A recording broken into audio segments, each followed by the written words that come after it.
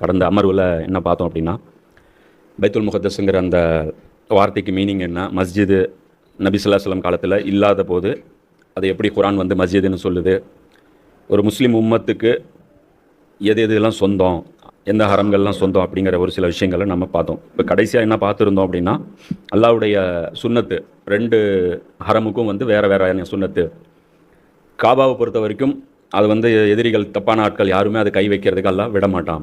ஆனால் ஜெருசலமை பொறுத்த வரைக்கும் உம்மத்து மேலே அல்லாஹ் கோபமாக இருந்தால் அந்த நேரத்தில் ஜெருசலமை வந்து அல்லாஹ் உம்மத்திட்டிருந்து பறிச்சுக்குவோம்.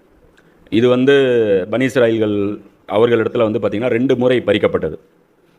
இதில் பறித்ததுலேயும் இன்னொரு கூடுதல் தகவல் நம்ம என்ன சொல்லணும், என்னென்னா முஸ்லீம்கள் வந்து அபகரித்தாங்க யூதர்கள்ட்டிருந்து அப்படிங்கிற மாதிரி நினைக்கிறாங்க. 2000 வருஷத்துக்கு முன்னாடி முஸ்லீம்கள் அபகரிக்கலை, டைட்டஸ் ரூமிங்கிற மன்னன் அவன் தான் வந்து அபகரித்தான். அவன் வந்து ஒரு சிலை வழிபாட்டுக்காரன். அதுக்கப்புறம் வந்து கிறிஸ்தவர்கள் வந்து அந்த முழு ரோமாபுரி சாம்ராஜ்யமே வந்து கிறிஸ்தவ மதத்துக்கு மாறுது. அதுக்கப்புறமும் யூதர்கள் அங்கே வர்றது என்னவாக இருந்தது, தடையாகவே இருந்தது. அப்போது கிறிஸ்தவர்கள் தான் இவங்களுக்கு வந்து என்ன பண்ணி வச்சுருந்தாங்க, இந்த ஏரியாவுக்கு வரக்கூடாது, தடை பண்ணி வச்சுருந்தாங்க. உமர் லியோன்ட்ட ஒப்பந்தம் போடும்போதும் கிறிஸ்தவர்கள் இந்த ஷர்த்தையும் சேர்த்து தான் வச்சாங்க. அது அல்லாவுடைய ஷர்த்துங்கிறதுனால தான் உமர் லியோனும் அதை ஒத்துக்கிட்டாங்க. இல்லைனா அநியாயமாக இருந்தால் அவங்களுடைய ஷர்த்தை வந்து இவங்க ஒத்துக்கிட்டு இருக்க மாட்டாங்க. அப்போது இதில் அல்லாஹ் வந்து கடைசியாக 17:8 அல்லாஹ் என்ன சொல்கிறான், உங்கள் மீது கருணை புளிய கூடும், இப்போது உங்கள் இறைவன் உங்கள் மீது கருணை காட்டுறதுக்கு தயாராக இருக்கான், ஆனால் முந்தைய நடத்தையை மீண்டும் மேற்கொள்வீர்களானால் நாம் மீண்டும் உங்களை தண்டிப்போம் அப்படின்னு அல்லாஹ் சொல்கிறோம். இப்போ இதே வந்து பார்த்திங்கன்னா முஸ்லீம்கள் இடத்துலையும் ஹரம் வந்து 2 வாட்டி பறிக்கப்பட்டுச்சு. பாலஸ்தீன் வந்து அப்பாசியாக்களுடைய அந்த காலத்துக்கு அப்புறம் பார்த்திங்கன்னா அவங்ககிட்ட இருந்து பாலஸ்தீன் பறிக்கப்பட்டுருச்சு. மறுபடியும் வந்து சலாவுதீன் அய்யூபி வந்து அதை வந்து மீட்டெடுக்கிறார். அப்போ வந்து அரபுகள்கிட்ட இருந்து அந்த இமாமத்து வந்து அல்லாஹ் என்ன பண்ணிட்டான், குடுங்கிட்டான். இனி அரபுகள் இமாமத்துங்கிற அந்த தகுதியை இழந்துட்டாங்க. அதனால் மறுபடியும் அவங்ககிட்ட இருந்து பறிக்கப்பட்டு அவங்க யார், குர்தின மக்கள். யார், சலாவுதீன் அய்யூபி வந்து வேறு இனத்தை சேர்ந்தவர்கள், இப்ராஹிம் நபியுடைய வம்சத்தை சேர்ந்தவர்கள் அல்ல. இப்ராஹிம் நபியுடைய 2 குடும்பமும் என்ன ஆயிடுச்சு, இப்போ வந்து டிகிரேட் ஆகிருச்சு. அவங்கள வந்து டவுன் கிரேட் வந்து அல்லாஹ் பண்ணிட்டான். அதுக்கப்புறம் ஏன்னா ரசூலுல்லாஹ் குளோபல் நபி. இப்போ அதனால் இனி வந்து அந்த வம்சாவளிக்கெல்லாம் மேட்டர் கிடையாது, கொள்கைக்கு தான் வெயிட்டு. யார் அந்த கொள்கையை ஏற்றுக்கொள்கிறாங்களோ அவங்க யார், ரசூலுல்லாஹ்வுக்கு வாரிசாக ஆகிக்கொள்ளலாம் அப்படிங்கிற ஆப்ஷன் ஓப்பனாக விடப்படுது. அப்போ அந்த 2வது வாட்டி பார்த்தீங்கன்னா நம்ம ஓட்டமன் எம்பையருடைய அந்த காலத்தில் வந்து ஜெருசலம் வந்து முற்றிலும் நம்மகிட்ட பறிக்கப்பட்டு பிரிட்டிஷ் கூடிய கண்ட்ரோலில் ஃபுல்லாக போகுது. 1918 1948 வரைக்கும் 30 வருஷம் பிரிட்டிஷார் கையில் தான் அந்த ஹரம் இருந்துச்சு. அப்போது இந்த நேரத்தில் தான் அந்த குடியேற்றம் இதெல்லாமே நடந்தது. ஸோ மொத்தத்தில் அவங்களுக்கு எப்படி நடந்ததோ அதே நமக்கும் நடந்தது. ஏன்னா ரசூலுல்லாஹ்வுடைய அந்த ஒரு ஹதீஸும் ரொம்ப பிரபலம். உங்களில் வந்து முன் சென்ற பனி இஸ்ராயீல்களுக்கு ஏற்பட்டதை போன்றவே உங்களுக்கும் அவை எல்லாமே ஏற்படும். அவர்களில் ஒருவர் வந்து ஒரு உடும்பு பொந்தில் தலைவிட்டு பார்த்தா நீங்களும் பண்ணுவீங்க, அதே மாதிரி என்னுடைய உம்மத்தும் நடந்து கொள்ளும் அப்படின்ட்டு. ஸோ அதே மாதிரி நாமளும் என்ன பண்ணிட்டோம், நமக்கு கொடுக்கப்பட்ட தீனை வந்து தூக்கி போட்டுட்டு தீனை மதமாக்கி அந்த மதத்தில் பிரிவினையாக்கி ஒருத்தர் அடிச்சுக்கிற அதே வேலைகள் நம்ம பண்ண ஆரம்பித்தோம். இப்போ கடைசியாக அல்லாஹ் அந்த சூரா பனி இஸ்ராயீல்லையே கடைசியாக ஒரு வாக்குறுதியும் அல்லாஹ் கொடுக்குறான். இது வந்து எல்லாம் முத்தஷாபிஹத் தான், சரிங்களா. இது வந்து யாரை குறிக்கும், எப்படி குறிக்கும், எந்த ஊரை குறிக்கும்லாம் தெரியாது. ஆனால் அல்லாஹ் சொல்கிறான், அவனுக்கு ஃபிரௌனுக்கு இருந்து காப்பாற்றின அந்த விஷயங்களை பற்றி சொல்லிட்டு அல்லாஹ் சொல்கிறான் 17:104 மேலும் அவனுக்கு பின்னர் இஸ்ராயலின் வழித்தோன்றல்களிடம் கூறினோம், ஃபிரௌனுக்கு அப்புறம் சொன்னோம், நீங்கள் இந்த பூமியில் குடியிருங்கள், மறுமை பற்றி வாக்களிக்கப்பட்ட காலம் வரும்போது நாம் உங்கள் அனைவரையும் ஒன்று திரட்டி கொண்டு வருவோம். வாதல் ஆஹிரா அப்படின்றது, அதாவது இறுதி வாக்குறுதின்னு எடுத்துக்கிட்டாலும் சரி, மறுமைக்கான வாக்குறுதி அப்படின்னு எடுத்துக்கிட்டாலும் சரி. மறுமைக்கான வாக்குறுதின்னு எடுக்கும்போது ஒரு ஊரில் அல்ல திரட்டுறது அது வந்து கிடையாது, உலகத்தையே ஒன்று திரட்ட போகிறான். உலகத்தில் இருந்து ஆதம் நபியிலிருந்து கடைசி மனிதன் வரைக்கும் ஒன்று திரட்ட போகிறான். சும்மா ஒரு ஊர்வாசிகளை மட்டும் திரட்டுறது இல்லை. ஸோ கடைசி வாக்குறுதி அப்படிங்கிறது இறுதி, அதாவது மறுமை நாளுக்கு நெருக்கத்தில் ஒரு வாக்குறுதி இருக்குது. அந்த நேரத்தில் நான் உங்களை கூட்டிகிட்டு வருவோம். இப்போ இதை பற்றி நிறைய விஷயங்கள் நம்ம சொல்லியிருப்போம். லஃபீஃபுங்கிறது மீனிங் என்ன அப்படின்னா, ஒரு சந்தை மாதிரி, ஒரு பெரிய ஒரு எக்ஸிபிஷன் நடக்குது அப்படின்னா எல்லா ஊர்லேயும் சேர்ந்தவங்களும் வந்திருப்பாங்க இல்லையா. எல்லா மொழி பேசுகிறவங்க இருப்பான், எல்லா கல்ச்சர் சேர்ந்தவங்க இருப்பான், எல்லா ட்ரெஸ் போட்டிருக்கவங்க. சில பேர் லுங்கி போட்டு வருவான், சில பேர் ஜுப்பா போட்டு வருவான், சில பேர் பேண்ட் ஜீன்ஸ் டிஷர்ட் போட்டு வருவான். அது மாதிரி மல்டிபிள் அந்த தோற்றத்தில் இருக்கிறவங்க ஒரு இடத்துல கூடுறதுக்கு பேர் தான் லஃபீஃப். அப்போ இது மாதிரி சுருட்டி கொண்டு நாம் கொண்டு வந்து ஒன்று சேர்த்துவோம் அப்படின்ட்டு அல்லாஹ் சொல்கிறோம். அப்போ இந்த வாக்குறுதி நம்ம என்ன சொல்கிறோம் அப்படின்னா, இது வந்து இப்போ நடந்தது இல்லையா. இப்போ யூதர்களுடைய அந்த குடியேற்றம், இஸ்ரேலில் நடக்கக்கூடிய அந்த குடியேற்றத்தை தான் அல்லாஹ் அதை பேசுகிறான். அதுதான் இப்போ நடந்துட்டு இருக்கு. இப்போ இது அல்லாஹ்வுடைய வாக்குறுதி. இப்போ இதுக்கு பின்னாடி நிறைய ஹிக்மத் இருக்குன்னு வச்சுங்களேன். அது அல்லாஹ் தானே வாக்குறுதி கொடுத்தான். அதனால் வந்து இதுதானே இப்போ எப்படின்னா, நம்ம ஆளுங்க பிரிவினை ஏற்படுத்திட்டு சமுதாயம் 72 பிரியும்னு ரசூலா தானே சொல்லிட்டு போனாங்க, அதனால் நாங்கள் பிரிஞ்சா என்ன குற்றமா, ரசூலா உண்மைப்படுத்துகிறோம் அப்படின்னு. அப்போ வந்து ஆடை அணிஞ்சு நிர்வாணமாக இருப்பாங்கன்னு, அப்போ அதையும் பண்ணுங்கன்னு புரியுதா. அப்போ ஆடை அணிஞ்சு நிர்வாணமாக ஒரு கூட்டம் வரும்னா அப்போ ஆடை அணிஞ்சு நிர்வாணமாக போங்கன்னு அர்த்தமா, இல்லை அப்படி ஒரு செய்தி சொல்கிறாங்களா. இப்போ அது மாதிரி இது இந்த கடைசி வாக்குறுதியின் போது கொண்டு வருவோம் அப்படின்னு சொல்கிறோம். இப்போ இந்த கொண்டு வர்றதில் யாருடைய பங்களிப்பு இருக்குதுன்னா, தஜ்ஜாலுடைய பங்களிப்பு இருக்குது. இன்ஷா அல்லாஹ் தஜ்ஜால் டாபிக் பேசும்போது அது டீட்டெயிலாக நம்ம அதை பற்றி பேசுவோம்.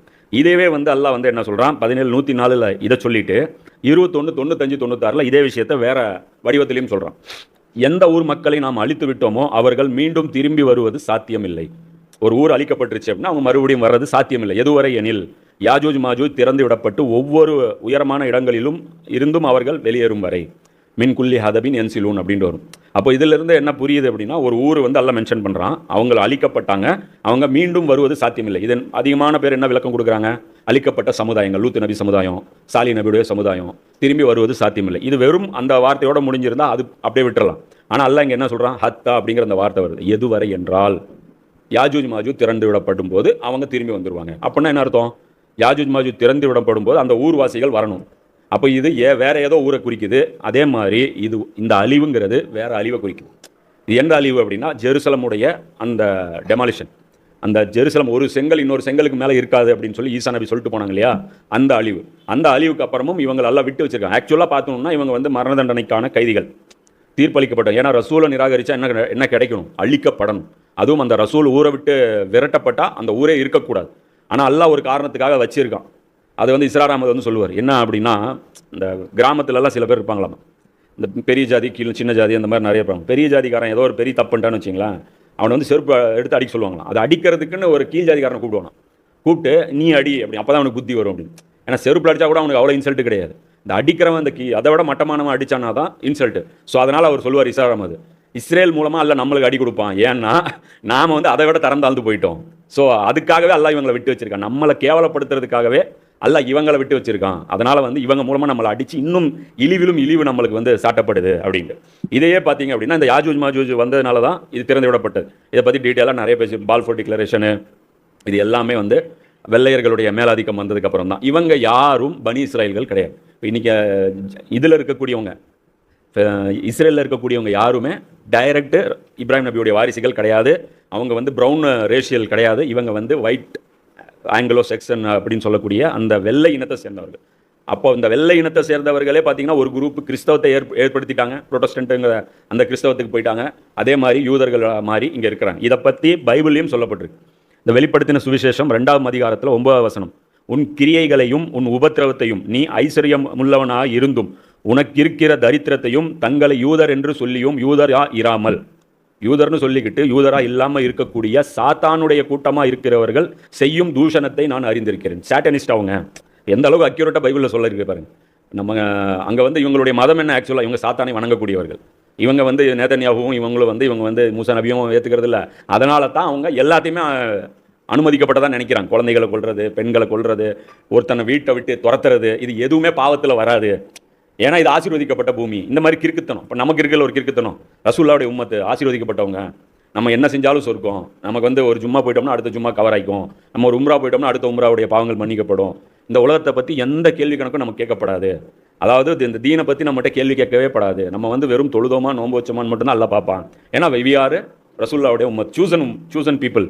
அதே தான் வெளிப்படுத்தின சுவிசேஷம் 3ஆம் அதிகாரத்தில் 9ஆம் வசனம், இதோ யூதர் அல்லாது இருந்தும் தங்களை யூதர் என்று பொய் சொல்லுகின்றவர்களாகிய சாத்தானுடைய கூட்டத்தாரில் சிலரை உனக்கு நான் கொடுப்பேன். கர்த்தர் வந்து பனி இஸ்ராயல்கள்ட்ட பேசுகிறார். யூதராக இல்லாமல் யூதர்னு சொல்லிக்கிட்டு சாத்தானுடைய கூட்டத்தினர் ஒரு சிலரை வந்து உங்களுக்கு கொடுப்பேன். அவர்கள் உனக்கு அவங்ககிட்ட அன்பாக நடந்துக்குவாங்க. அவங்க வந்து உன் பாதங்களுக்கு முன்பாக வந்து பணிந்து அப்படியே உனக்கு காலை தொட்டு உனக்கு கும்பிடுவாங்க. வாங்கராசா வந்து குடியேறுங்க, வாங்கராசா உங்கள் பில்டிங் கட்டு ரெடியாக இருக்குது, வாங்கராசா உங்களுக்காக நாங்கள் சண்டை போடுறோம். அப்போ அவங்க சொல்லுவாங்க, யார் இவங்க? சாத்தானுடைய கூட்டத்தினர். தெளிவாக இருக்குது. அமெரிக்கா யார்? ஹாலோவீனை கொண்டாடக்கூடியவங்க, சாத்தானை வந்து வணங்கக்கூடியவங்க, அவங்களுடைய அந்த ஒவ்வொரு அந்த அதிபர்களாக இருக்கட்டும், இந்த ஃப்ரீமேசன்கள் இருக்கட்டும், இவங்க எல்லாருடைய அந்த ரகசிய கூட்டமைப்பு, இவங்களுடைய வழிபாட்டு முறை என்ன, ரத்தம் குடிக்கிறது, இந்த மாதிரி நிர்வாணமாக உடல் உறவு இதில் பகிரங்கமாக நிறைய மூவிஸ் வந்துருக்கு. ஃப்ரீமேசனில் நிறைய படம்லாம் வந்திருக்கு. அவங்க பார்த்திங்கன்னா அவங்களோட என்னென்ன மாதிரியான சடங்குகள் வந்து அவங்க உள்ளே செய்கிறாங்க அப்படிங்கிறது நிறைய எல்லாமே டாக்குமெண்ட்ரிஸும் நிறைய இருக்குது. அப்போது இந்த மாதிரி ஒரு கூட்டம் வந்து இப்போ என்ன பண்ணியிருக்கு, இவங்களுக்கு ஃபெசிலிட்டேஷன் பண்ணி கொடுக்குது. யாருக்கு? பனி இஸ்ராயல்களுக்கு. இப்போ இதில் எவன்லாம் மனசாட்சி இல்லையோ அவன் போய் அங்கே போய் குடியிருப்பான். இப்போ மனசாட்சி இருக்கிறவன் யாரும் கண்டிப்பாக போகிறதில்ல. யூதர்களையும் நல்லவர்கள் நிறைய பேர் இருக்கிறாங்க. இப்போ பார்த்தீங்கன்னா அமெரிக்காவில் நிறைய பேர் இருக்காங்க, அவங்க போகிறதில்ல, நிறைய போகிறதில்ல. ஆனால் அல்லாஹ் என்ன சொல்லலாம், வாக்குறுதி எல்லாரையும் சுருட்டி ஒரு இடத்துல கொண்டு வருவேன், நல்லா வாக்குறுதி கொடுத்துருக்கான். அப்போ கண்டிப்பாக இது நடக்கும். இப்போ இந்த போரை பற்றி நம்ம சொல்கிறாங்கல்ல, இப்போ இந்த போர் வந்து எங்கே போய் முடியும், ஹமாஸ் வந்து பட்டை கலப்புது, அது பண்ணுது, இது பண்ணுதுன்னு சொல்லிட்டு சில வீடியோஸ் போடுறாங்க முஸ்லீம்கள். கண்டிப்பாக ஹமாஸ் ஜெயிக்காது. ஜெயிக்கணும்னு ஆசை வேணால் நம்ம பண்ணலாம், ஆனால் எல்லாம் ஜெயிக்க விட மாட்டோம். ஹமாஸுக்கு வந்து ஷஹாதத்துங்கிற அந்த பதவி வேணால் கிடைக்குமே தவிர உலக வெற்றிங்கிற அந்த பதவி கண்டிப்பாக கிடைப்பதற்கு வாய்ப்பில்லை.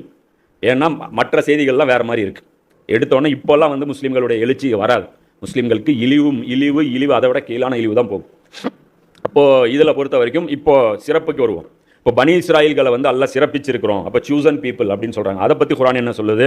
இஸ்ராயலின் வழித்தோன்றல்களே, நான் உங்களுக்கு வழங்கியிருந்த என் அருட்கொடையையும் உங்களை நான் உலகத்தார் அனைவரையிலும் மேன்மையாக்கி வைத்திருந்ததையும் நினைவு கூறுங்கள். இது 2வது அத்தியாயத்தில் 47 அல்ல சொல்கிறான். அதே 2வது அத்தியாயத்தில் 122 அல்ல சொல்கிறான். இஸ்ராயலின் வழித்தோன்றல்களே, நான் உங்களுக்கு வழங்கியிருந்த என் அருட்கொடையையும் உங்களை நான் உலக மக்கள் அனைவரிலும் மேன்மையாக்கி வைத்திருந்ததையும் நினைவு கூறுங்கள். உலக மக்கள் அனைவரை விட உங்களுக்கு மேன்மையாக்கணும். அது என்ன மேன்மையாக்குனது? சிந்திச்சு பார்த்தா நமக்கு என்ன பொறுப்பு இருக்குங்கிறது தெரியுது. என்ன மேன்மை? படைப்பில் ஏற்றத்தாழ்வு அல்ல முதல்ல வச்சிருக்கானா? இல்லை. அப்போ என்ன மேன்மை வச்சிருக்கான்? என்ன அப்படின்னா, நபிமார்கள் தான் உலகத்துக்கு நற்போதனை செய்வாங்க, நன்மை ஏவுவாங்க, தீமை தடுப்பாங்க. அப்போ இந்த வேலையை நபிமார்களுக்கு பதிலாக உம்மத்து செய்யும். அப்போ அந்த உம்மத்து தன்னோட அல்லாவுடைய தீனுடைய பிரதிநிதித்துவத்தை வெளிப்படுத்தும். இதுதான் அந்த மேன்மை. அப்போ அல்லாஹ் உம்மத்துக்கிட்ட பேசுவான், உம்மத்து உலகத்துக்கிட்ட செஞ்சு காட்டணும். இப்போ அல்லாஹ் நம்மகிட்ட பேசுனதை நம்மளோட டம்ப் பண்ணி வச்சுக்கிட்டு நாம் வந்து வெளிப்படுத்தினா நமக்கு வந்து பிரச்சனைகள் வரும், நாம் வந்து வெளிப்படுத்தினா நமக்கு நிறைய தொந்தரவுகள் வரும்ன்ட்டு நம்ம வச்சுருந்தோம்னா என்ன நடக்கும்? இழிவு தான் கிடைக்கும். அதுதான் அல்லாஹ் குர்ஆன்லையும் சொல்கிறான். இதே சிறப்பிச்சிருக்கிறோம்னு சொல்லக்கூடிய அதே பக்ராவில் அவர்களுடைய நிலை அல்லாஹ் சொல்கிறான். இறுதியில் அவர்களின் நிலை என்னவாயிற்று என்றால், இழிவும் தாழ்வும் அவர்கள் மீது விதிக்கப்பட்டு விட்டன. மேலும் அவர்கள் அல்லாஹ்வின் கோபத்திற்கும் ஆளாகிவிட்டார்கள். இந்த விளைவு ஏன் ஏற்பட்டது என்றால், அல்லாஹ்வுடைய வசனங்களை அவர்கள் நிராகரித்து கொண்டும் நபிமார்களை நியாயமின்றி கொலை செய்து கொண்டும் இருந்தார்கள். இந்த விளைவு ஏற்பட்டதற்கு காரணம் அவர்கள் அல்லாஹ்வுக்கு மாறு செய்து கொண்டும் வரம்பை மீறி கொண்டும் இருந்ததுதான். அப்போ இது யூதர்களை பற்றி சொல்கிறான். இங்கே முஸ்லீம்களுக்கு இழிவும் தாழ்வும் விதிக்கப்பட்டதுன்னு குர்ஆனில் ஆயத்தில். ஏன்? அவங்க ஒழுங்காக இருந்தாங்க. குர்ஆன் இறங்கும் போது இருந்த முஸ்லீம் எப்படி இருந்தாங்க? ஒழுங்காக இருந்தாங்க. அது அல்லாமா இக்பால் சொல்கிறாரு ஒரு கவிதையில், ஓ மோஸ்தஸ்தே ஜமானே முசல்மான் ஹோக்கர் தும் ஹார் ஹுவே தாரிக்க குர்ஆன். அந்த காலத்தில் மிகவும் சிறப்பு வாய்ந்தவர்களாக இருந்தாங்க முஸ்லீம்னு சொன்னால் மிகவும் மேன்மையானவனாக இருந்தான். நீ ரொம்பவும் தாழ்ந்தவனாக இருக்க. ஏன்னா குர்ஆனை விட்டு கைவிட்டுட்ட. குர்ஆனை கைவிட்டதுனால நீ நாசமாக போயிட்ட. இதை தான் ஒரு உமர்லேன்னு சொல்லுவாங்க. இந்த குர்ஆனை கொண்டு அல்லாஹ் சமுதாயங்களை உயர்த்துறான், சமுதாயங்களை வீழ்த்துறான். அப்போது நம்மளை பற்றி வசனம் இங்கே வராது. பனி இஸ்ராயல்களை என்ன பண்ணோம், எப்படி சிறப்பு கொடுத்தோம், என்ன ட்ரீட் பண்ணாங்க, கடைசி அவங்களுடைய வேலை என்னவா இருந்துச்சுன்னு நல்லா சொல்லி கடைசி அவங்களுக்கு ரிசல்ட் என்னன்னு சொல்லிட்டான். ரசூல்லா அந்த ஹதீஸ் சொல்லிட்டாங்க, பனி இஸ்ராயல்கள் என்னெல்லாம் பண்ணாங்களோ அது நீங்களும் பண்ணுவீங்கன்ட்டாங்க. அப்போ இன்றைக்கி நம்ம பொசிஷன் என்ன? அது என்ன தெரியுங்களா? ஜுரிபத் அலைஹிம் ஜில்லத்தின் வல் மஸ்கனத். ஜில்லத்தும் மஸ்கனத். ஜில்லத்துனா கேவலப்படுத்துறது. மஸ்கனத் அப்படின்னா தைரியம் இழந்து நிற்பது, வலிமையற்று இருப்பது, விரும்புகிறத செய்ய முடியாமல் இருப்பது. இப்போ நீ பாலஸ்தீனில் பெண்களை கொள்கிறான். பாகிஸ்தான் படை எடுத்துகிட்டு போக முடியுமா? எத்தனை பார்டர் கிராஸ் பண்ணணும்? சண்டை போகணுன்னா என்ன வேணும் தெரியுமா? இஸ்ரேல்கிட்ட நேவி வேணும். நேவி இல்லைன்னா எந்த சண்டையும் நிற்காது. இன்றைக்கி உலகத்தில் யார்கிட்ட போர்க்கப்பல் இருக்கோ அவங்களால மட்டும்தான் சர்வை பண்ண முடியும். தரை இறங்கக்கூடிய விமானங்கள் அங்கே இருக்கணும், ரீஃபியூலிங் பண்ணணும், போய் ஏர் அட்டாக் அடிச்சுட்டு வரணும். வெறும் மிசைல் வச்சுட்டுலாம் ஒன்றும் பண்ண முடியாது. ஏர்ஃபோர்ஸ் இருக்கணும். அதனால தான் உக்ரைன் என்ன கேட்டுட்டு இருக்குது, F-16 கொடுன்னு கேட்டுகிட்டே இருக்கான். அது வேறு விஷயம்னு வச்சு வாங்கினது அவங்க வேறு மாதிரி யூஸ் பண்ணுறாங்கன்னு வைங்க. அதில் என்ன மேட்டர்னா, இப்போ இது இல்லை. இப்போ இன்றைக்கி உம்மத்து மேலே என்ன இருக்குது? தாழ்வு வந்து அந்த மஸ்கனத்து, இந்த தைரியமின்மை. 58 நாடுகள் இருக்குது, ஒன்றும் பேச முடியும். எந்த நாடும் இங்கே ஜோர்டான் இருக்குது, அது இருக்குது, லெபனான் இருக்குது, பக்கத்துலேயே பார்டர் இருக்குது. மக்கள் துடிக்கிறாங்க பார்டர் கிராஸ் பண்ணுறதுக்கு. இங்கேருந்து யாராவது போகிறதுக்கு பிளான் பண்ணுறது, அங்கே இருக்கிறவங்களே அங்கே போக முடியல. எங்கே? எகிப்திலிருந்தே ரஃபா பார்டர் கிராஸ் பண்ண முடியல, ஜோர்டானில் இருந்துகிட்டே போக முடியல, லெபனானில் இருந்துகிட்டே போக முடியல. இங்கேருந்து போகிற பைத்தியக்காரத்தனம்லாம் யாரும் பண்ணிடாதீங்க. அதெல்லாம் வாய்ப்பே கிடையாது. இங்கேருந்து ஒரு பார்டர் கிராஸ் பண்ணுறதுக்குள்ளேயே தூக்கி போட்டுருவாங்க எங்கேயாவது. அதெல்லாம் அங்கே போய் நம்ம செய்ய வேண்டிய வேலை, அசல் வேலை இங்கே கல்வி சம்மந்தப்பட்ட வேலை தான். நமக்கு இங்கே நாலேஜை ஸ்ப்ரெட் பண்ண வேண்டிய வேலை, மிக முக்கியமான வேலை நமக்கு இருக்குது. அப்போது இந்த இதுக்கெல்லாம் என்ன சொல்கிறான் பாருங்கள். இந்த விளைவு ஏன் ஏற்பட்டது என்றால், அல்லாஹ்வுடைய வசனங்களை அவர்கள் நிராகரித்து கொண்டு இருந்தார்கள். நாம் என்ன பண்ணிகிட்டு இருக்கோம்? அல்லாஹ் என்ன சொன்னால், கைர் உம்மத்துடைய கடமை என்னன்னு சொன்னால், ரசூல்லா என்ன ஒப்படைச்சிட்டு போனாங்க அதை நாம் நிராகரிச்சுட்டு அல்லாஹ்வுடைய வசனங்களை அல்லாஹ்வுடைய நபிமார்களை நியாயம் என்று கொலை செஞ்சாங்க. அவங்க நபிமார்களை கொண்டாங்க. நாம் என்ன பண்ணோம்? சையத் குதுபை ஷஹீத் பண்ணோம். நம்ம என்ன பண்ணோம்? நம்ம பங்குக்கு சாலிஹீன்களை வந்து நம்ம என்ன பண்ணோம்? நபிமார்களுடைய வாரிசுகளை வந்து நாம் கொலை பண்ணோம். நீ யாரெல்லாம் இப்போ ஜெயிலில் 4000 பேர் சவுதி அரேபியா இருக்காங்க, இவங்கெல்லாம் யார்? நான் இப்போ 4000 நபிமார்கள்னு வச்சிங்க. அவங்கெல்லாம் யார்? 4000 நபிமார்கள், ஹக்க பேசினவங்க, தன்னுடைய மன்னருக்கு எதிராக துணிச்சலாக நின்று ஹக்க பேசினவங்க. அந்த 4000 பேர் இன்றைக்கி ஜெயிலில் இருக்காங்க. எத்தனை பேர் உயிரோடு இருக்காங்க, எத்தனை பேர் செத்தாங்க, இவங்க கொன்ன லிஸ்ட்டு எவ்வளோ, அதெல்லாம் தெரியாது. இது இந்த நாடு மத கதை. இது 57 நாட்டில் எத்தனை பேர் எவ்வளோ வேட்டையாடினாங்கன்னு யாருக்குமே தெரியாது. ஹக்க பேசினவங்க இது வரைக்கும் என்ன கதி ஆனாங்கன்னு தெரியாது. புரியுதுங்களா? அந்த மாதிரி அதே வேலையை இன்றைக்கி நாம் செஞ்சோம். இப்போ இன்றைக்கி அல்லாஹ் நம்மளை என்ன பண்ணுறான்? கேவலப்படுத்துகிறான். எல்லா முஸ்லீம் நாடு இருக்குது, ஒன்றும் பண்ண முடியல. இத்துலோண்டு இஸ்ரேல் விரும்பியதை செய்யுது. அதான் என்ன பண்ணிட்டான்? அது ப்ரோமோட் ஆயிடுச்சு. இதே தான் நமக்கு இந்த உம்மத்து ஷிஃப்டிங் இப்போ ஆயிடுச்சு. அல்லாஹ் என்ன பண்ணுறான்? 3வது அத்தியாயத்தில் 110 அடுத்தது நமக்கு வரான். இனி மனித இனத்தை சீர்படுத்துவதற்காக தோற்றுவிக்கப்பட்டிருக்கும் மிகச்சிறந்த சமுதாயத்தவராக நீங்கள் இருக்கிறீர்கள். அல்லாஹ்வை வணங்குவதற்காக அல்ல. இங்க அல்லாஹ் மக்சது சொல்றான் பாருங்க, குர்ஆன்ல வருது நம்முடைய மக்சது. அந்த ஒரு ஆயத்தை மட்டும் விட்டு இந்த ஆயத்தை விட்டுறதா? மனிதர்களையும் ஜின்களையும் என்னை வணங்குவதற்காகவே அன்றி வேற எதற்காகவும் படைக்கவில்லை. அந்த ஆயத்துக்கு அந்த விளக்கம் கொடுத்துட்டு இதனால் எழுதுறதா? இதான் குர்ஆன்ல சிலதை ஏற்று சிலதை மறுக்கிறது. அல்லாஹ் என்ன சொல்றான்? மனித இனத்தை சீர்படுத்துவதற்காக தோற்றுவிக்கப்பட்டிருக்கும் மிக சிறந்த சமூகம். நாம வந்ததே மனித குலத்துக்காக, சர்வெண்ட், மனித குலத்துடைய சேவை செய்யறதுக்காக. நம்ம என்ன சேவை பண்றோம்? இப்போ வெள்ளத்தில் ஹாப்பி, வெள்ளத்தில் போய் 4 பேருக்கு பண்ணு கொடுத்துட்டோம், 4 பேருக்கு சாப்பாடு கொடுத்துட்டோம். அவன் வெள்ளத்தில் முழுகினது காரணம் நாம, அது தெரியுமா? அவன் ஏன் சென்னையில் வெள்ளம் வந்தது காரணம் யாரு? நாம தான். ஏன்? நம்மள மாதிரி நேர்மையாக இருக்கிறவங்க நிர்வாகத்தில் இல்லை, அதனால நிர்வாக சீர்கேடின் காரணமாக நீர் மேலாண்மை சரியாக நடத்தப்படலை, மணல் அள்ளிட்டாங்க, எல்லாம் போகிற பாதையில் பில்டிங் சாங்ஷன் பண்ணிட்டாங்க. அவன் பணத்துக்காக அவங்க பண்ணிட்டாங்க. நாம ஒழுங்காக இருந்திருந்தால் அவங்க முழுகி இருக்கவே மாட்டாங்க. அதனால் நமக்கு நல்ல பேர்லாம் கிடைக்காது. நீங்கள் போய் கொடுங்க பாருங்க, கொடுத்தா கூட அடுத்தது இப்போ ஃபேஸ்புக்கில் துப்புறான். இப்போ ஃபேஸ்புக்கில் நாங்கள் போய் 100 பேருக்கு சாப்பாடு கொடுத்தோன்னா அதை டிஷர்ட் இல்லாமல் கொடுறாங்கண்ணா, கீழே போடுறான். அதை டிஷர்ட் இல்லாமல் கொடு அப்படின்றான். அதாவது 2014 செஞ்சது அதெல்லாம் முடிஞ்சு போச்சு. இன்றைக்கி இவங்க என்ன பண்ணுறாங்க? RSS இறங்கலை, நாங்கள் தான் இறங்கியிருக்கோம். நீங்கள் எவ்வளோ வேணாலும் இறங்குங்க, அல்லாஹ் உங்களை கேவலத்தான் படுத்துவான். அல்லாஹ்வுடைய தீனை நீங்கள் கையில் எடுக்காத வரை, நபி ஸல்லல்லாஹு அலைஹி வஸல்லம் மிஷனை கையில் எடுக்காத வரை உங்களுக்கு இழிவு தான் கிடைக்கும், உயர்வு கிடைக்காது. அல்லாஹ் சொல்கிறேன், அல்லாஹ் விட்டுட்டு வேறு எங்கே போய் கண்ணியம் தேடுறீங்க? உங்களுக்கு அவார்டு வேணுமா? மனித சேவை, மனிதர்களுக்காக நம்ம சேவை பண்ணல, அதெல்லாம் சேவை கிடையாது. இது சும்மா நம்ம மனசாட்சி உறுத்துது இல்லை, அதை ஏமாத்துறதுக்காக செய்கிற ஒரு சின்ன வேலை. இது செய்யணுமா? கண்டிப்பாக செய்யணும், அது வேணாம்லாம் நான் சொல்லலை. ஃபர்ஸ்ட் எய்டு பண்ணணும், நம்ம கொடுக்கணும், வேண்டாம்லாம் சொல்லலை. கூடவே இந்த கடமையையும் நம்ம என்ன பண்ணணும்? கையில் எடுக்கணும். கையில் எடுத்து நமக்கான அரசியல் எது? முஸ்லீம்களுக்கான அரசியல் எது? முஸ்லீம் தலைவர்கள் அதன்படி வழி நடத்தணும். நம்ம அகிம்சை வழியில் தான் சொல்கிறோம். நம்ம போய் வன்முறையோ அல்லது வேற ஏதாவது முறையோ அந்த மாதிரியான போராட்டங்களை பற்றி நம்ம சொல்லலை. நேர்மையான முறையில் எல்லா மற்ற அரசியல் கட்சிகள் எப்படி அரசியல் செய்கிறாங்களோ அதே மாதிரி நம்முடைய கொள்கையை நம்ம முன்னிறுத்தணும். நம்முடைய கொள்கையில் தம் இருக்குது, அது உலக மக்களை ஈர்த்துரும். நம்ம கொள்கையை நம்ம வேஸ்ட்டுன்னு நினைப்போம். மற்ற கடவுள்களை விட்டு விட்டு அல்லாஹ் மட்டும் வணங்குற கொள்கை ரொம்ப பலவீனமானது, அது எடுபடாது அப்படின்னு நாம நினைக்கிறோம். வச்சு பாருங்க எத்தனை பேர் அக்செப்ட் பண்ணுறாங்கன்ட்டு. இப்படி ஒரு கொள்கை ரசூல் இப்படி ஒரு இறை தூதர் இருந்தாருன்னு சொல்லி நீங்கள் காமிங்க. ஒரு உம்மர் சீரிஸ் பாட்டு எத்தனை நான் முஸ்லீம் இப்படி ஒரு ஆட்சியாளர் இருந்தால் எங்களுக்கு எவ்வளோ நல்லா இருக்கும். அவங்க சொல்கிறாங்க, என்ன முஸ்லீம் அல்லாதவர்கள் எவ்வளோ பேர் அதை பேசுகிறாங்க. அப்போ அது அல்லாஹ் சொல்கிறான், மனித இனத்தை சீர்படுத்துவதற்காக தோற்றுவிக்கப்பட்டிருக்கும் மிக சிறந்த சமூகத்தவராக நீங்கள் இருக்கிறீர்கள். நீங்கள் நன்மை புரியும்படி ஏவுகின்றீர்கள், தீமையில் இருந்தும் தடுக்கிறீர்கள், மேலும் அல்லாஹ்வின் மீது நம்பிக்கை கொள்கிறீர்கள். மேலும் வேதம் அருளப்பட்ட இவர்களும் நம்பிக்கை கொண்டிருந்தால் அது அவர்களுக்கு நன்மையாக இருந்திருக்கும். ஆனால் அவர்களில் சிலரே நம்பிக்கையாளராக இருக்கிறார்கள், அவர்களில் பெரும்பாலோர் வரம்பு மீறுவலாக இருக்கிறார். இன்னைக்கு அதே மாதிரி தான் நமக்கும் ஆயிடுச்சு. அதே வேதமுடையவர்களை பற்றி அல்லாஹ் சொல்கிறான், அவர்களால் உங்களுக்கு எந்த தீங்கும் இழைத்து விட முடியாது, சிறு சிறு தொல்லைகள் தருவதை தவிர. ஆயினும் உங்களோடு அப்போரிட்டால் அவர்கள் புறம் காட்டி ஓடுவார்கள், பிறகு எங்கிருந்தாலும் அவர்களுக்கு உதவி கிடைக்காது. ஆனால் இஸ்ரேலில் ஓடல. நம்ம நினைக்கிறோம் புறம் காட்டி ஓடுவாங்கன்னு, ஓடல. ஏன்னா இவன் இல்லை, அவன் வேற. அவன் வந்திருக்கிறது யாரு? அவனை வீழ்த்த முடியாதுன்னு நல்லா சொன்னவன் யாரு? யாஜூஜ் மாஜூஜ். அவங்களோட நீங்கள் ஜெயிக்க முடியாதுன்னு நல்லா சொன்னவன். இவங்க பனி இஸ்ராயலாக இருந்தால் இவங்களை அடிச்சு காலி பண்ணியிருக்கலாம், இவங்க நிற்கவே மாட்டாங்க ஃப்ரண்ட்டில். இவங்க பனி இஸ்ராயலே கிடையாது. இப்போ குர்ஆன் இன்னும் கேரண்டி கொடுக்குது, அவங்க சண்டைக்குன்னு வந்தால் ஓடத்தான் செய்வாங்கங்குது. ஆனால் இங்கே சண்டைக்குன்னு நிற்கிறான், டபுள் மடங்கு நிற்கிறான், அடி பின்னி எடுக்கிறான், தூள் கிளப்புறான். அதே அல்லாஹ் சொல்கிறான், அவர்கள் எங்கு காணப்படினும் அவர்கள் மீது இழிவு விதிக்கப்பட்டிருக்கும். எந்த ஊரில் அவங்க இருந்தாலும் அவங்களை அல்லாஹ் அசிங்கப்படுத்துவான். அல்லாஹ்வின் பொறுப்பில் அல்லது மனிதர்களின் பொறுப்பில் எங்கேனும் அவர்களுக்கு பாதுகாப்பு கிடைத்தாலே தவிர. இப்போ பாதுகாப்பு யாஜூஜ் மாஜூஜ் கூட்டம் கொடுத்துருக்கு, அந்த சாட்டனிக் கூட்டம் கொடுத்துருக்கு. அந்த பாதுகாப்பை அவங்க வாங்கியிருக்காங்க. மேலும் அவர்கள் அல்லாஹ்வின் சினத்திற்கும் ஆளாகிவிட்டனர், இழிவும் வீழ்ச்சியும் அவர்கள் மீது சுமத்தப்பட்டனர். இப்போ இந்த ஸ்டேட்டஸ் பார்த்தீங்கன்னா நமக்கு இன்னைக்கு இருக்கு. எங்கே இருந்தாலும் நமக்கு இழிவு. அமெரிக்காவுக்கு போங்க, டபுள் செக்கிங் பண்ணுவான் ஏர்போர்ட்டில், சரியா? இங்கே இந்தியாவுக்கு போங்க, பெங்களூர் ஏர்போர்ட் போங்க, என்ன மத்திய பிரதேச பிஜேபி ஆளக்கூடிய மாநிலங்களுக்கெல்லாம் இப்போ கோயம்புத்தூர் போங்க, ரேண்டம் செக்னு வச்சுருப்போம். பேக் எடுத்துகிட்டு போகிறது ஏதோ ஒரு பேக்கை தான் ரேண்டமாக செக் பண்ணுவாங்க. நம்ம போனாலே ரேண்டம் செக்கில் நம்ம கம்பல்சரி செக்கு தான். அது தனியாக வச்சுருப்பாங்க, அது சும்மா தான் இருக்கும். அந்த லேன் காலியாக வச்சுருப்பாங்க. ரேண்டம் செக்னு வாங்கி பேக் உள்ளே விடுமா, விட்டுட்டு உன் பேரை விடணும், டிக்கெட்டு காட்டுமா, பேர் எழுதிக்கிட்டு டிக்கெட் நம்பர் எழுதி அனுப்போம். அங்கே போனதுக்கப்புறம் அடுத்த பேக் செக்கிங் வருமா, நம்ம பேக்கை போட்டவுடனே 2 வாட்டி ஸ்கேன் பண்ணுவான் பேக்கு. எதாவது சொல்கிறோம், எங்கே போனாலும் நமக்கு இழிவு தான். இவனுங்களா என்ன இது? இதெல்லாம் என்ன ஹைர உம்மத்துக்கு அல்லாஹ் கொடுத்த? அப்போ என்ன அர்த்தம்? எல்லாம் நம்ம மேலே கோபமாக இருக்கான்னு நம்மளால் ரியலைஸ் பண்ண முடியல. நம்ம மேலே கோபமாக இருக்கான் இல்லைன்னா இவ்வளோ ஏன் அசிங்கப்படுத்தணும்? முஸ்லீம்னு சொன்னால் ஏன் எல்லாம் பெருமையாக நம்மளை ப்ரெசென்ட் பண்ண மாட்டேங்கிறான், அசிங்கமாகப்படுத்தணும்? இதுதான் இவற்றுக்கெல்லாம் காரணம். இங்கேயும் அதை ரிப்பீட் பண்ணுறான். அவர்கள் அல்லாஹ்வின் வசனங்களை நிராகரித்து வந்ததும், அவனுடைய தூதர்களை நியாயமின்றி கொலை செய்ததும், அவர்கள் மாறு செய்ததாலும் வரம்பு மீறி செயல்பட்டதாலும் ஏற்பட்ட விளைவுகளும் இவை. அப்போ இது பொறுத்த வரைக்கும் 312. அப்போ புரிஞ்சுக்கணும், உம்மத்துங்கிறது அல்லாஹ் அவங்கள தேர்வு செஞ்சிருந்தான், ஃபசீலத்து கொடுத்துருந்தான். இப்போ என்ன பண்ணிட்டான்? அல்லாஹ் அப்போவே பறிச்சுட்டான். அதே நிலைமை இன்னைக்கு நமக்கு வந்திருக்கு. அல்லாஹ் வந்து ஏன் அந்த ஃபசீலத்தை பறிக்கும் இன்னும் டீட்டெயிலாக விரிவாக சொல்கிறான்.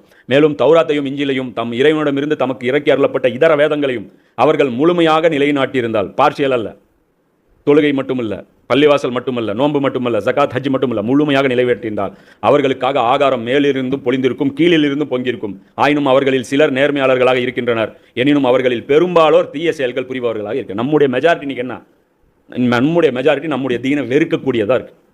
இப்போ தீனுக்கு வந்து நம்ம நிறைய விளக்கம்லாம் சொல்கிறோம். இப்போ அவர் சொல்கிறார், சரி பதிவில் அவர் போட்டிருக்கார், தீன் என்ன தெரியுமா? அல்லாவுடைய சட்டங்கள்ங்கிறார்.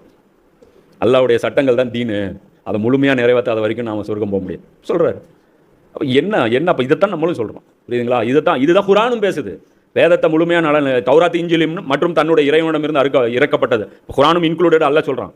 அவங்கள விட்டுருவோம், நம்மளெல்லாம் நமக்கு வந்து நம்ம செல்ல பிள்ளைகளா? ஷஃபாத் நமக்கு கிடைச்சிருமா? தூதரை உம்முடைய இறைவனிடமிருந்து மீது இறக்கி வைக்கப்பட்டவற்றை மக்களுக்கு எடுத்துரைத்து விடுவீராக. நீர் அவ்வாறு செய்யாவிட்டால் அவன் வழங்கிய தூதுத்துவ பொறுப்பை நிறைவேற்றியவராக மாட்டீர். அல்லாஹ் உம்மை மனிதர்களின் தீங்கிலிருந்து காப்பாற்றுபவனாக இருக்கிறான். நிராகரிப்போருக்கு வெற்றிக்கான பாதையை அல்லாஹ் ஒருபோதும் காண்பிக்க மாட்டான். இப்போ ரசூலுல்லாஹ் அல்லாஹ் சொல்கிறான், வந்த செய்தியை முதல்ல எடுத்து வைங்க. இப்போ நாம் எடுத்து வைக்கணும். ரசூலுல்லாஹ் இஸ்லாமுங்கிறது ஒரு வாழ்க்கை நெறி, அதில் இதெல்லாம் இருக்குது, இந்தந்த துறையெல்லாம் அதில் இருக்குது, இப்படி ஒரு இது இருக்குதுன்னு சொல்லி நம்ம வந்து இதை மக்கள் மத்தியில் பிரபலப்படுத்தணும்னு வைங்க. எத்தனையோ மக்கள் உமர் லியோன் மாதிரி, ஹம்சார் லியோன் மாதிரி சத்தியத்தை தேடக்கூடிய முஸ்லீம் அல்லாத மக்கள் இருப்பாங்க, நம்மளோட திறமசாலி இருப்பாங்க, நம்மளோட பெரும் ஆளுமைகள் இருப்பாங்க. மௌலானா மோதிக்கிட்டே கேட்குறாங்க, உங்கள்கிட்ட எத்தனை கலெக்டர் இருக்காங்க, எத்தனை டாக்டர் இருக்காங்க, எத்தனை இன்ஜினியர் இருக்காங்க, நாட்டுடைய நிர்வாகத்தை கேட்குறீங்க, வாங்கினா எப்படி ரன் பண்ணுவீங்கிறாங்க. அதுக்கு அவர் சொல்கிறார், இப்போ கம்யூனிஸ்ட் வந்து ஆரம்பத்தில் பிரச்சாரம் பண்ணாங்களே, அவங்ககிட்ட எத்தனை இன்ஜினியர் இருந்தாங்க, எத்தனை டாக்டர் இருந்தாங்க, கொள்கை எடுத்து வச்சாங்க, இன்ஜினியர்கள் விரும்பி ஏற்றுக்கிட்டாங்க, டாக்டர்கள் விரும்பி ஏற்றுக்கிட்டாங்க, ஃப்ரீயாக கிடச்சிருவாங்க. அதே மாதிரி நாங்களும் எடுத்து கொள்கை வைப்போம், அப்போ எல்லாருமே கிடச்சிருவாங்க. புரியுதா? நாங்கள் டாக்டர்களை உருவாக்க தேவையில்லை, கொள்கைவாதிகளை உருவாக்கினா போதும். டாக்டர்கள் ஆட்டோமேட்டிக்காக அந்த கொள்கைக்கு பின்னாடி ஓடி வருவாங்க, இன்ஜினியர்கள் ஆட்டோமேட்டிக்காக, கலெக்டர்கள் ஆட்டோமேட்டிக்காக. மனசாட்சி இருக்குது நிறைய பேருக்கு. நமக்கு வச்சு பாருங்க இந்த அழைப்பு எவ்வளோ எஃபெக்டிவாக இருக்குன்னு. பயப்படுறான் காஃபிர் இந்த பிரச்சாரத்தை பார்த்து, புரியுதா? இவன் பயப்படுறான், இது ஈழ்த்துருவோம். அவனுக்கு தெரியும் ஒன்றே குலம் ஒருவனே தேவன் எவ்வளோ பவர்ஃபுல்லான பிரச்சாரங்கிறது அவங்களுக்கு தெரியும். நொந்து போய் உட்காந்துட்டு இருக்கிறான். இன்னும் கொஞ்சம் நாளில் இந்த பிரச்சாரத்தை தஜ்ஜால் செய்வான். இப்போ அதுதான் ரிவிட்டு. இப்போ என்னன்னா, அவன் ஒரு பிரச்சாரம் இது ஒன்றே குலம் அவன் எடுப்பான், அது ஒரே ஒருவனே தேவன்பா, ஒரே தேசம்பா, அதெல்லாம் வரும். அல்லாஹ் சொல்கிறான், வேத அருளப்பட்டவர்களே, தௌராத்தையும் இஞ்சிலையும் உங்கள் இறைவனிடமிருந்து உங்களுக்கு இறக்கி வைக்கப்பட்ட இதர வேதங்களையும் முழுமையாக செயல்படுத்தாத வரை நீங்கள் எந்த அடிப்படையும் இல்லை, நீங்கள் எதுவுமே கிடையாது, உங்களுடைய தொழுகை கிடையாது, தேவை கிடையாது, நோன்பு தேவை கிடையாது, ரிஜெக்டடுங்கிறான். செஞ்சா முழுசா செய், இல்லைன்னா எதுவும் வேண்டாம் எனக்கு என்று நபியை தெளிவாய் கூறிவிடுங்கள். உன் மீது இறக்கி வைக்கப்பட்ட இந்த வேத கட்டளை அவர்களில் பெரும்பாலோரிடம் வரம்பு மீறலையும் நிராகரிப்பையுமே இன்னும் அதிகப்படுத்தி விட்டது. ஆயினும் நிராகரிப்போர் நிலை குறித்து சிறிதும் நீர் வருந்தார். இன்னைக்கு பிரச்சாரம் பண்ணும்போது என்ன ஆகுது? முதல்ல எதிர்க்கிறது யார்? முஸ்லீம்கள். முதல்ல எதிர்க்கிறது யார்? ஃப்ரண்ட்ல நின்றுட்டு அல்லாவுடைய தீனை வந்து தவறா சித்தரிக்கிறது, கோணலா சித்தரிக்கிறது, அதை தீவிரவாதமாக சித்தரிக்கிறது, அது வந்து மனிதர்களுக்கு அமைதிக்கு பதிலாக அமைதி இன்மையை ஏற்படுத்தும்னு சொல்றது, இதெல்லாம் யார் பண்றான்? முஸ்லீம்கள் பண்றாங்க. அப்போ அதுதான் எல்லாம் சொல்கிறான். இப்போ இங்கே நம்ம என்ன பண்ணுவோம்னா, நமக்கு ஒரு ரசூலா சொல்லிட்டு போயிட்டாங்க, 25வது அத்தியாயத்திலே நம்ம பிக்சரும் காட்டப்படுது. அந்நாளில் வானத்தை பிளந்து கொண்டு ஒரு மேகம் வெளிப்படும். மறுமை நாளை பற்றி எல்லாம் சொல்கிறான். வானவர்கள் கூட்டம் கூட்டமாக இறக்கி வைக்கப்படுவார்கள். வானவர்கள் வருவாங்க. அந்நாளில் உண்மையான ஆட்சி அதிகாரம் ரஹ்மானுக்கும் கருணை மிக்க இறைவனுக்கே உரியதாக இருக்கும். இப்போ எல்லாம் பேசுகிறான் பாருங்க, எதை பேசுகிறான்? பாலிடிக்ஸ் தானே பேசுகிறான். உண்மையான ஆட்சி அதிகாரம் ரஹ்மானுக்கு தான் இருக்குங்கிறத அவங்க விளங்கிக்குவாங்க. உலகத்தில் இருக்கும்போது அவங்க விளங்காமல் இருந்தாங்க. ஆட்சி அல்லாஹ் ஆட்சி பண்ணுறான்னா சூரியன் ஆட்சி பண்ணுறான், மழை ஆட்சி பண்ணுறான், கடல் ஆட்சி பண்ணுறான், எப்படி நதிகள் ஆட்சி பண்ணுறான். இதுதான் ஆட்சியம், அல்லாவோட ஆட்சி. நம்முடைய உலமாக்கள் சொல்லக்கூடிய டெஃபினேஷன் என்ன சொல்கிறாங்க? இது மாதிரி இதுவும் சேர்ந்து தான். எது? மனிதர்களுடைய நிர்வாகம் சேர்ந்து தான். எது செய்யணும், எது செய்யக்கூடாது, இந்த சட்டங்கள் எல்லாம் இந்த வரம்புகள் விதிக்கிறது, இது எல்லாமே சேர்ந்து தான் அல்லாவுடைய ஆட்சி. அப்போ புரியும் வானம் அங்கே பிளந்து வரும்போது. மேலும் அது நிராகரிப்பாளர்களுக்கு மிக கடினமான நாளாக இருக்கும். மேலும் அந்நாளில் கொடுமை புரிந்த மனிதன் தன்னுடைய கைகளை கடித்தபடி கூறுவான், அந்தோ நான் இந்த இறை தூதருக்கு துணை புரிந்திருக்க கூடாதா, இந்த இறை தூதரை நம்பி இருக்கக்கூடாதா, இவர் கூறியதுபடி வழிபட்டு இருக்கக்கூடாது, அதெல்லாம் பேசலைங்க. இந்த இறை தூதருக்கு ஹெல்ப் பண்ணி இருக்கக்கூடாதான்னு பேசுகிறான். அல்ல அந்த மறுமை நாள்ல எதில் நொந்துக்குவான் மனுஷன்? இவன் யாருங்கிறது பின்னாடி வருது. ஐயோ எனது துர்பாக்கியமே, நான் இன்ன மனிதனை நண்பனாக்காமல் இருந்திருக்க வேண்டும். என் ஃப்ரெண்ட் சர்க்கிள் என்ன நாசம் பண்ணிருச்சு, ஹபீபின்னு நானே நாசம் பண்ணிட்டானு.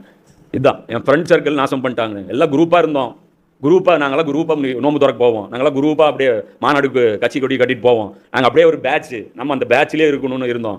எல்லாம் ஃப்ரெண்ட்ஷிப் நாசமாக போச்சு. ரசூலுல்லாஹ்க்கு ஹெல்ப் பண்ண சொல்லி கூப்பிட்டுட்டே இருந்தாங்க, நம்ம ஹெல்ப் பண்ணணும்னு போகவே இல்லை. இப்போ ரசூலுல்லாஹ்க்கு ஹெல்ப் பண்ணுறது இப்போ எப்படின்னு யோசிச்சு பாருங்களேன். இப்போ ரசூலுல்லாஹ்க்கு எப்படி ஹெல்ப் பண்ண முடியும்? மஸ்ஜித் நபவி போய் அவங்களுடைய ரெவென்யூவை ஜென்ரேட் பண்ணி கொடுத்துறதா? ரசூலுல்லாஹ் போகுதா ஏதாவது? மஸ்ஜித் நபவிக்கு போய் அதிகமாக அந்த அந்த இதில் போய் விசிட் பண்ணுறது, அதிகமாக சலாம் சொல்கிறது, அதிகமாக சலவாத் ஓதுறது, இப்படி ஏதாவது ஹெல்ப் பண்ண முடியுமா? அதே ரசூலுல்லாஹ் வந்து ஒப்படைச்சிட்டு போனாங்களே ஹஜ்ஜத்துல் விதால, என்னுடைய இன்னைக்கு நான் வந்து பார்த்தவங்க கொண்டு வராதவங்க கொண்டு போய் சேர்த்து அவர் அரபு தீபகற்பத்தில் அல்லாவுடைய தீனை காமிச்சிட்டு உலகம் பூரா கொண்டு போகிறது என்னுடைய உம்மத்து மேலே கடமைன்னு ஆக்குனாங்க. அந்த கடமைக்காக வேலை செஞ்சால் தான் ஹெல்ப் ஆகும். ஏன் ரசூலோடைய பொறுப்பு, உலக ரசூல் உலகத்துக்கு தாவா செஞ்சுருக்கணும். இப்போ ரசூல்லா சைனாவுக்கு போகல, யார் போகணும்? நாம தான் போகணும். ரசூல்லா ஈரோட்டுக்கு வரல, யார் போகணும்? நாம தான் போகணும். ரசூல்லா மெட்ராஸுக்கு வரல, யார் போகணும்? நாம தான் போகணும். இதுக்காக ட்ராவல் பண்ணணும். இது வேலை, இது நபிக்கு செய்கிற உதவி. இதுக்காக காசு சம்பாதிக்கணும், இதுக்காக செலவு பண்ணணும், இதுக்காக நேரத்தை இழக்கணும், தூக்கத்தை இழக்கணும், தேவைப்பட்டா அடி வாங்கணும், தேவைப்பட்டா சிறைக்கு போகணும், என்ன வேணாலும் பண்ணலாம், தேவைப்பட்டா உயிரே கூட தரணும். இது நபிக்கு நம்ம செய்கிற உதவி. இது செய்யலைன்னா மறுமை நாளில் இப்படி தான் இருப்போம். இந்த ரசூலுக்கு நம்ம உதவி செய்கிற அந்த வேலை செஞ்சிருக்க கூடாது. அவன் சொல்லுவான், ஐயோ என் துர்பாக்கியம், இந்த மனிதனை நான் நண்பனாக்காமல் இருந்திருக்கூடாது. என் ஃப்ரெண்ட்ஸ் சர்க்கிள் என்னை நாசம் பண்ணிட்டாங்களே, நான் அவனுடைய வழிகேட்டுக்கு பலியாகி விட்டேன், என்னிடம் வந்த அறிவுரையை ஏற்காமல் இருந்து விட்டேன், ஷைத்தான் மனிதனை மிகவும் ஏமாற்றக்கூடியவன் என்பது நிரூபணமாகிவிட்டது. இப்படி ஏமாத்திட்டானுங்களே, ஒருத்தர் ஏமாத்திட்டாங்களே. கரெக்டாக தான் இருந்துச்சு, கேட்டதுக்கப்புறம் புரிஞ்சதான் இருந்துச்சு. அதுக்கப்புறம் போய் உங்கள்கிட்ட விளக்கம் கேட்டேன், அவன் ஷியாமா ஆன்ட்டாங்க. அதுக்கப்புறம் தான் நாங்கள் வந்து வேணான்னோம். அப்போவே ஸ்ட்ரைக் ஆச்சு. கேட்குறாங்க நிறைய பேர், சொல்கிறது கரெக்டாக தான் இருக்குது. ஆனால் எந்த உலமாக்களும் சொல்லலையே. ஏன் அப்போ இப்போ அல்ல சொல்கிறாங்க, உங்கள் உலமாக்கள் மூலமாக பேச வச்சுருக்கேன், என்ன ரியாக்ஷன்? இப்போ அதே நிராகரிப்பு, சேமு அதே நிலையில் தான் இருக்கிறீங்க. மேலும் இறை தூதர் கூறுவார், ரசூல்லா சொல்லுவாங்க, என் இறைவா, என் சமூகத்தை சார்ந்த மக்கள் இந்த குரானை கேலிக்குரியதாக ஆக்கி கொண்டிருந்தார். என்னத்துக்கு? குரான் எதுக்காக வந்து? குரான் மனுஷனை மோல்டு பண்ணுறதுக்காக வந்துச்சு. குரான் வந்து நமக்கு வந்து வாழ்க்கையுடைய பாதையை தீர்மானிக்கக்கூடியதாக வந்துச்சு. குரான் வந்து ஒரு கொள்கைவாதிகளை உருவாக்கக்கூடியதாக வந்துச்சு. என்ன உருவாக்கியிருக்கோம் நம்ம குரானை வச்சு? நீங்கள் மோசடி பண்ணக்கூடியவர்களையும் சும்மா அதில் தொழுகை மட்டும் ஆட் ஆயிடுது. அது இன்னும் அசிங்கப்படுத்துது. வேதத்தை வந்து இஸ்லாத்தை வந்து இன்னும் கேவலப்படுது. தொழுவும் செய்கிறான், பாவமும் செய்கிறான். என்ன இஸ்லாம் இது? இது எந்த ஒரு இஸ்லாம் இது? இப்போ நமக்கு இன்னும் அது டெவலப், அது ரிவர்ஸில் தான் போயிடுச்சு. அல்லா ரசூல்லா சொல்கிறாங்க, என் சமுதாயத்தை சார்ந்த மக்கள் குரானை கேள்விக்குறி ஆகிட்டு. குரானில் இருந்த மீனிங் என்ன? குரான் விஷன் கொடுக்கணும், லைஃபோடைய பர்பஸை கற்றுக் கொடுக்கணும். அதை எங்கே கற்றுக் கொடுக்குறாங்க? எங்கே தாவா பண்ணுறாங்க? இந்த தாவா நடக்கணும், அதுதான் கொடுக்கறது இல்லை. மனுஷன் வந்து பார்த்தீங்கன்னா எல்லாம் இருக்குது, ப்ளஸ் தொழுகை ஆகிடுறாங்க. இப்போ இன்றைக்கி பாருங்க, பள்ளிவாசல்களில் அங்கங்கே போஸ்டர், மதச்சார்பின்மையை போற்றுவோம், வெள்ளட்டும் மதச்சார்பின்மை. எந்த மதம் பாய்ஸ் எல்லாத்தையும் சேர்த்தா அதையும் சொல்லுங்க, போடுங்க. இல்லை எல்லா மதத்தோட சிம்பலும் போடுங்க, ஒளியட்டும் அனைத்து மதங்கள் அதையும் போடுங்க, அதையும் போடுங்க. மதச்சார்பின்மை இது இருக்கணும்ல. எது? ஆமாம், இப்போ நம்ம மதத்தை முதல்ல தூக்கி போடுவோம். நம்ம பாக்கெட்லேருந்து தூக்கி போட்டால் தான் மதம் அவன் மதத்தை தூக்கி போட்டு வெளியே வரணும். தஜ்ஜாலுக்கெல்லாம் வேலையே இல்லைன்னு நினைக்கிறேன். என்னத்தை போய் அவன் குஃப்ரு கொண்டு போயிட்டு இழுத்துட்டு வந்து அவனே பார்ப்போம், ஏன் தேவையில்லாம வந்திருக்கோம். நமக்கு ஆல்ரெடி நம்ம ஒர்க் ஜபர்தஸ்தாக போயிட்டுருக்கு, நம்ம வேற வந்து ஏதாவது பண்ணிட்டு இருந்தேன். அதான் எல்லாம் சொல்கிறான், இறை நம்பிக்கை கொண்டவர்களே, உங்களில் எவரேனும் தனது தீனை நெறியை விட்டும் திரும்பி விடுவாராயின் அல்லாஹ் வேறொரு சமுதாயத்தை உருவாக்கும். இப்போ அரபுகளை நீக்கிட்டு வேற உம்மத்தை அல்லாஹ் உருவாக்கணும். அவர்கள் எத்தகையவர்களாக இருப்பார்கள் எனில் அல்லாஹ் அவர்களை நேசிப்பான், அவர்களும் அல்லாவை நேசிப்பார். இது அல்லாவுடைய முஹப்பத் சார்ந்த விஷயம். அல்லாவுடைய கண்ணியம் பால்படுத்தப்படுது, நமக்கு ஒன்றுமே உரைக்கலை. அல்லாவுடைய வசனம் கிண்டலாகப்படுது, எதுவுமே வரல. அதான் ஒருத்தன் பைஹக்கில் வரக்கூடிய ஹதீஸ், ஜிப்ரீல் அலைஹிஸ்ஸலாம் அல்லாஹ் அனுப்பி ஒரு ஊரை அழிங்க அப்படின்னு சொல்லும். அப்போ ஜிப்ரீல் அலைஹிஸ்ஸலாம் சொல்கிறாங்க, அந்த ஊர் அழிக்க சொல்கிறாங்க. அங்கே ஒரு மிகச்சிறந்த ஒரு அடியார் இருக்கான், என் கண்ணிமைக்கும் நேரம் கூட உன்னுடைய வழிபாட்டிலிருந்து அவன் வந்து திசை திரும்புறதில்ல. அவனை என்ன பண்ணுறதுங்க? முதல்ல அவனை அழி, அதுக்கப்புறம் அதுக்கு மேலே அவன் ஊரை போடுங்க. ஏன் அப்படின்னா ஊரில் அவ்வளோ அநியாயம் நடந்துட்டு இருந்தது. என்னுடைய மரியாதையின் காரணம், என்னுடைய அந்த கண்ணியத்தின் காரணமாக அவன் முகத்தில் சுருக்கம் கூட ஏற்படவில்லை, நெற்றி கூட சுருங்கல. அதாவது இப்படி சுருங்குறது, இப்படி பண்ணுறாங்க. இப்போ நம்ம அல்லாவுடைய கட்டளைகள், மது கடை ரோடுக்கு இருக்குது. நம்ம என்ன பண்ணுறோம்? பள்ளிவாசலுக்கு போகிறோம், என்ன ஒரு 8க்கு ஒரு நன்மை, அப்படி கவுண்ட் பண்ணிட்டே போகிறோம். 10, 20, 30, 40, எத்தனை டாஸ்மாக் வருது, எத்தனை விபச்சார விடுதிகள் வருது, எத்தனை லஞ்சங்கள் நடக்குது, எத்தனை பேர் தற்கொலை பண்ணிட்டு வாழ முடியாது சாவறான், சூதாட்டத்தில் எத்தனை பேர், எத்தனை குடும்பங்கள் நாசமாக போகுது. இதுக்கெல்லாம் சூதாட்டை மது கீழே ஏதாவது ஒரு பேப்பரில் நியூஸ் வந்துடும், கீழே ஒரு ஆயத் போட்டுருவோம், ஃபேஸ்புக்கில் போஸ்ட், மதுவையும் சூதாட்டத்தையும் பற்றி நபி உம்மிடம் கேட்கிறார்கள், இவை ரெண்டிலும் கேடு உள்ளது. குரான் சொல்லுது பாரு. இதான் என்னது? தீமை தடுக்கிறான். தீமை தடுக்கிறதுனா என்ன? தீமை நின்றுணும், சஜஸ்ட் பண்ணுறது இல்லை. தீமையே இருக்கக்கூடாது. அதுக்கு என்ன வேணும்? இன்றைக்கி அதிகாரம் இருந்தால் தான் இந்த தீமைகளை தடுக்க முடியும். அப்போ அதிகாரம் வேணும்னா உழைக்கணும், முஸ்லீம்கள் ஒன்றா இருக்கணும், ஒரே லட்சியம், ஒரே கொள்கை, ஒரே டார்கெட் வச்சு செயல்படும் போது அல்லாஹ் வெற்றியை தொடர்ந்து கொடுப்பான். பிரிஞ்சு போயிட்டோம் நமக்கு ஒன்றும் கிடைக்காது.